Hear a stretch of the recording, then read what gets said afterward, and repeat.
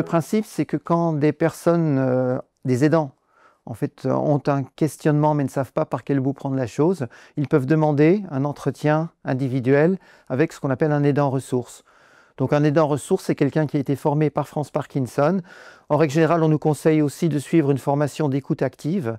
Et là, on va vraiment les écouter et trouver des pistes, en rappelant quand même qu'on n'est que des bénévoles. Il paraît qu'il ne faut pas dire ce qu'on n'est pas, parce que c'est perçu comme étant négatif, mais c'est vrai qu'on n'est pas des neurologues, on n'est pas des psychiatres, on n'est pas des psychologues, on n'est pas des médecins, mais par contre, on vit une situation, et par rapport à cela, on peut comprendre ce que la personne qu'on a au bout du fil est en train de vivre. La plupart du temps, et quasiment à chaque fois, l'expression, il y a un événement déclencheur qui fait qu'il y a une demande, il y a un besoin de se poser et de parler avec quelqu'un et peut-être de mettre à plat un certain nombre de choses et ensuite de s'orienter vers des ressources locales.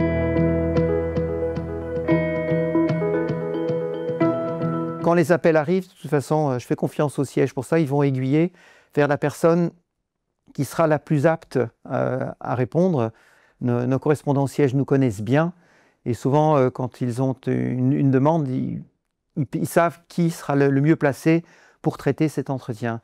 Et là, l'idée, c'est on va essayer d'amener la personne à parler, à dire ce qu'elle vit, quelles sont les difficultés qu'elle rencontre, la situation à laquelle elle doit faire face. Et puis après, on va simplement chercher des pistes, ouvrir des portes, et lui dire « Avez-vous pensé à telle ou telle chose Avez-vous contacté un CCAS Est-ce qu'il y a autour de vous des gens qui peuvent vous aider ?» On est en contact avec des personnes qui sont à l'autre bout de la France, pas obligatoirement des personnes qui sont dans la proximité. Et donc, on cherche avec elles quelles sont les ressources qu'elles ont à leur disposition dans la proximité, parce que l'intérêt, c'est de passer le relais aux ressources locales, au comité départemental s'il existe, aux différentes actions de l'association sur le département, ou d'autres types d'actions qui peuvent correspondre à la préoccupation des personnes. Donc on trouve des portes, on leur donne des idées, mais par contre, on ne donne pas de directives.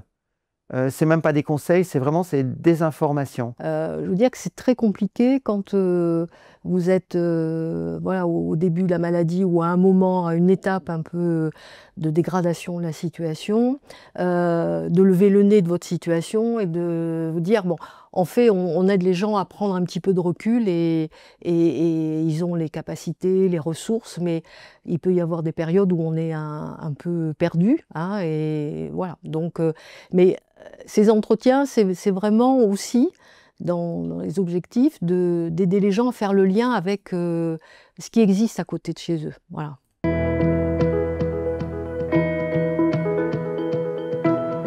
Et c'est pareil, j'ai toujours tendance à le dire lorsque j'ai des aidants en face de moi qui disent « je ne sais pas comment faire face ».